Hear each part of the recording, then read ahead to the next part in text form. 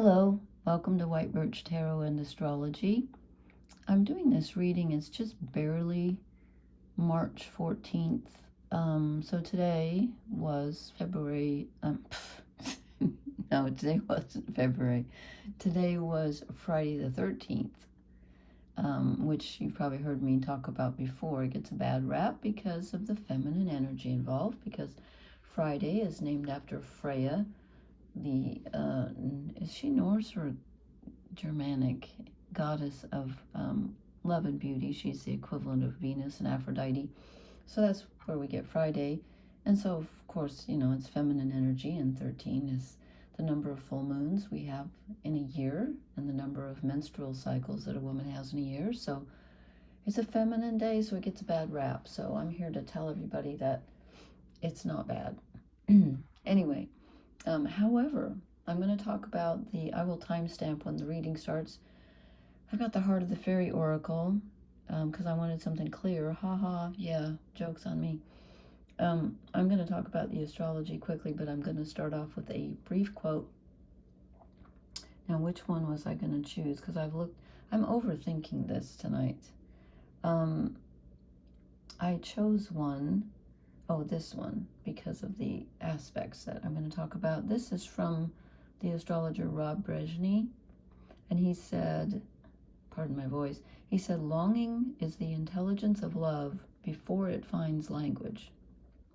And that's pertinent tonight, since I'm going to talk about Mercury retrograde in Pisces, conjuncting Mars in Pisces. That starts, I think, I didn't write it down. I think it's like the 15th through the 18th, possibly even starting today, kind of. They're about 9-10 degrees Pisces.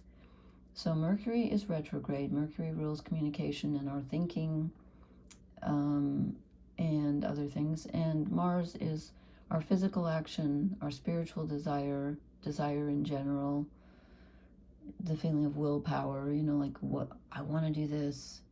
Mars is very impatient. Mars doesn't like to be in Pisces because Pisces is the ocean and we are all one. So Mars in Pisces can get that feeling of wanting to be all one, which is a good thing, right? But Mars can't be his fiery self when he's swimming in the ocean. So there's always that feeling of frustration. And then when we have Mercury retrograde, especially in Pisces, there's more frustration because things go wrong when Mercury's going retrograde. There are mistakes and misunderstandings. That's the word I'm looking for in communications. And I always look online. First I look at the astrology and I go by what I've learned. Because, if I'm just going to quote Google, you can look it up yourself. So I go by what I've learned. But then sometimes just for fun, I'll Google it to see, what are they talking about? And it was just funny because they said something about shipping delays. And I thought, well, there's the Strait of Hormuz or whatever, where, our crazy president is bombing everybody. And there's that. And then I just had an issue with something I ordered that was supposed to be shipped. It gave me the shipping option, so I chose that because that's what I needed. And then emailed me and told me that was not available for shipping, and I had to cancel. It was just that just keeps happening. This is the most difficult Mercury retrograde I have ever experienced in my life, and I think it's because of all the other Pisces energy. And I'm not blaming Pisces for that. I'm just saying Mercury retrograde in Pisces is kind of especially tricky. And so when Mercury's retrograde and then interacts with Mars, we can have things from the past. So when I was thinking about what was I going to say about the energy, I thought to myself, well, it's going to be something from the past. And then I'll show you when I show you the cards, which you can probably see. Yeah. So there is that element of, people are extra emotional, they're extra sensitive, and things from the past can come up because of the retrograde motion. And there can be a lot of impatience and just tangled messages. I would myself, I would put off making decisions, saying anything, bringing anything sensitive up to someone. I was just thinking in my head I had something to say to someone who has Sun in Pisces. And I thought, this is not the time to talk to her about that. It's not, no, don't go there. Take your own advice, don't go there. So, and then I just wanted to point out, I didn't bring my notebook with me, but I think it's on the, I'm going to have to grab my notebook.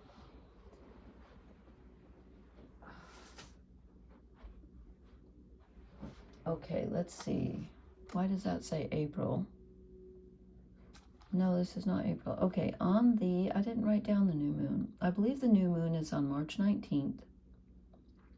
It's at 28 degrees Pisces, which we can't seem to get away from now.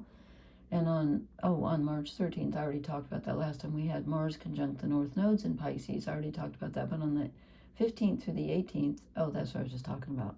Sorry.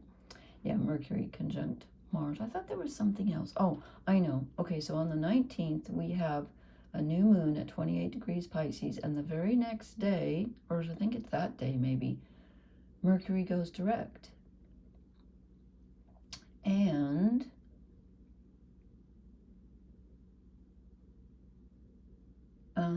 I'm forgetting something. Oh, it's the spring equinox. Yeah, I knew there was something really important. The spring equinox happens, Mercury goes retrograde on the spring equinox. And is that no, I'm sorry. Mercury goes retrograde. Mercury, oh my Lord in heaven. Mercury goes Mercury goes direct on the 19th, which is when we have a new moon in Pisces. Get it together, Lori. And then on the 21st is the spring equinox, when the sun goes into Aries. I will be so glad. I think. I don't know. Who knows? I think I will. I'm just, no offense to Pisces energy. I like Pisces energy. Love it, in fact. But this has been a bit much. I'm just like, okay. So I was going to draw, let me write down the time now, so we'll call that, okay. I was going to draw I was going to use the Wild Unknown Tarot tonight, and then I came in, and all of a sudden the fairy deck was in my hand, The Heart of the Fairy by Brian and Wendy Froud, or Froud, or however you pronounce it. And for those of you who watched Gemma, her reading for this weekend, all the cards were in reverse, and I'm like, oh, okay. So I should have been a little more, but these just jumped into my hand. But they're weird. Okay, so I'm going to attempt to make sense out of this. And I was going to say it's a bilateral reading. I don't even know what that means. I mean, I know what that means, but it's a strange reading. Okay, so it's like the reading is split in two, and then a fifth card wanted to come out, and I feel like this is in the middle. In fact, I might start with this. No, I'm not going to. I'm going to finish. Okay. Okay, and I said to myself, because of the retrograde, I said, well, things from the past are going to come up. And then when I drew the cards, I got the Fairy of Youth and the Child. Yeah.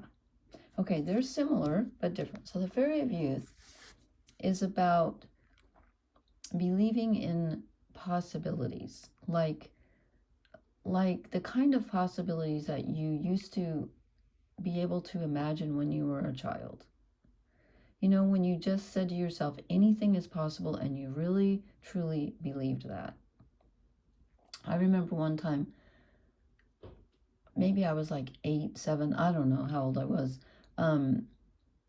I saw a program on TV where these men had robbed a train or something, and they absconded with a bunch of gold or gold bars. I don't remember what it was now, or coins or something. And they buried them, and then they got arrested, and they never told anyone where the money was. Well, the next day, as soon as I got up, I was out in the backyard digging, because as soon as I watched that program, I knew beyond a shadow of a doubt that money was in my backyard. Well, it wasn't, folks, but that's the kind of, you never know. Had I not dug it up, and of course I didn't dig up the whole yard, so maybe I missed it by 3 feet, I don't know. But this is the kind of belief where you enjoy yourself, and you allow yourself to believe that anything is possible. Because honestly, I don't know about you, but I've had some astounding things happen in my life. And I thought, if I hadn't taken that step and believed it, I wouldn't have gotten it. So there you go. And then we get the child. And this is about looking at things from a child's perspective, which is very similar. So sometimes it's about looking at things kind of upside down, or from a different angle. Maybe you're in a situation you don't like right now, or it's confusing, because things are confusing right now. But maybe you can enjoy the confusion. So this is, they're very similar. I'm feeling kind of Leo energy there. But really, the Fool energy kind of too, like just, anything's possible. Okay, then I said to myself, I'm going to draw one more card, but two came out together. And I thought, well, I didn't really want to. And then I had to draw a fifth because. So I got the Temptation, which came out with the Paradox. And I thought, okay, how does this fit in with these? Because they kind of don't. So it's kind of like a split reading. So, in fact, I want to just read just a bit to you, because this is really interesting. So I'm going to start with the Temptation. Okay, whenever you hear the word temptation, there's something going on. So this is, no, that's the wrong one.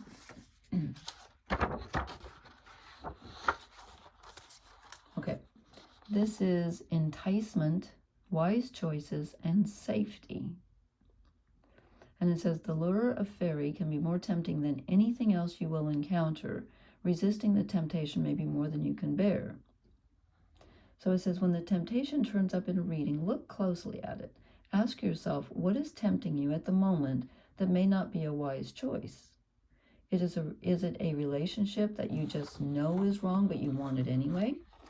What are you willing to lose if you give in to this particular temptation? And then it says to look at the cards around it and see if you have any negative cards around it. Well, it came out with the Paradox, but it has these around it. These are positive. This isn't so much. So let me read the Paradox and see if we can figure out. This is really tricky. This is very tricky. I'm kind of not surprised. If I wanted clarity, I probably shouldn't have chosen this deck.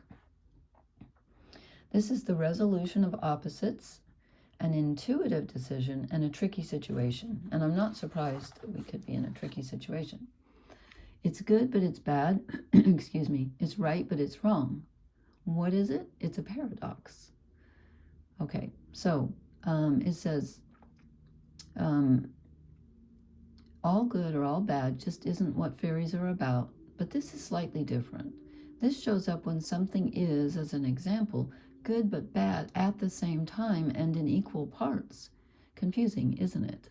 Have you ever been in a situation where you know that something is the right thing to do, but if you do it, it will be absolutely the wrong thing to do? Yes, I have been, and I think I am. Your intellect tells you that this is a good thing, but your gut instinct tells you that it's a bad thing. So it says this is a time to stop and really, really pay attention. Look for signs, examine your feelings, your intuition, your hunches. And then it says if you draw this card alone, you might want to take another one to help clarify it.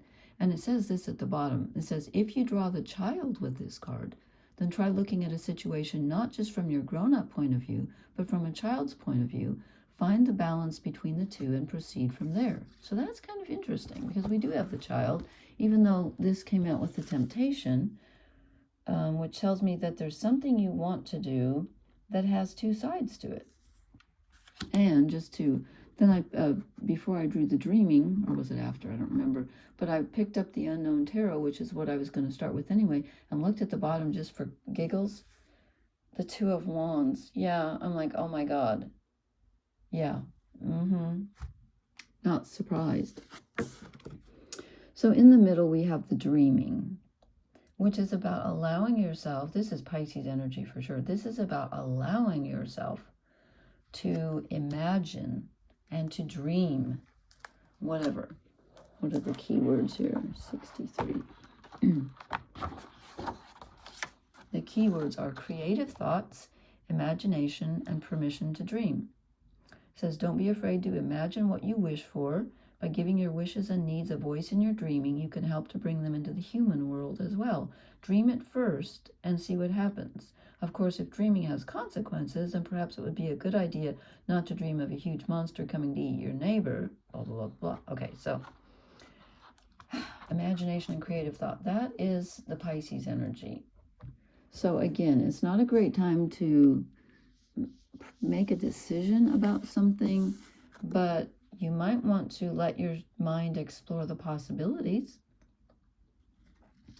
And again, as it said, you know, in one of these cards, if you can find your true intuition, you know, which may be a little difficult at this time, but I have a feeling as we get into the new moon in Pisces, the spring equinox, and Mercury going direct all around, when did I say that? The 18th to the equinox is on the 21st, and Mercury goes direct on the 19th on the new moon, which I don't have written down. And Mercury and Mars come together again on April 20th, because Mercury's retrograde now, and then it's going to go direct, as I said, on the 19th, yeah, on the new moon. And so Mercury and Mars come together again in Aries on the 20th of April, but Mercury won't be retrograde. So I think that's going to be much clearer, of course. Anyway, this is a really weird reading. So if you have any ideas about this, I would love to hear them. I'm really curious. It just sounds like a very, very double-sided situation, and you may not be able to avoid the paradox, you know. As it said, it's something that you really want to do, but if you do it, you know it's going to be really good and really bad. I don't know. Okay, so give yourself permission to dream. My dreams have been so bizarre lately, and I've had lots of nightmares, so I'm not enjoying that, but my goodness, I've had like really good dreams and really bad dreams. So drop me a comment, let me know how your dreams are treating you, and please hit the like, share, and subscribe buttons.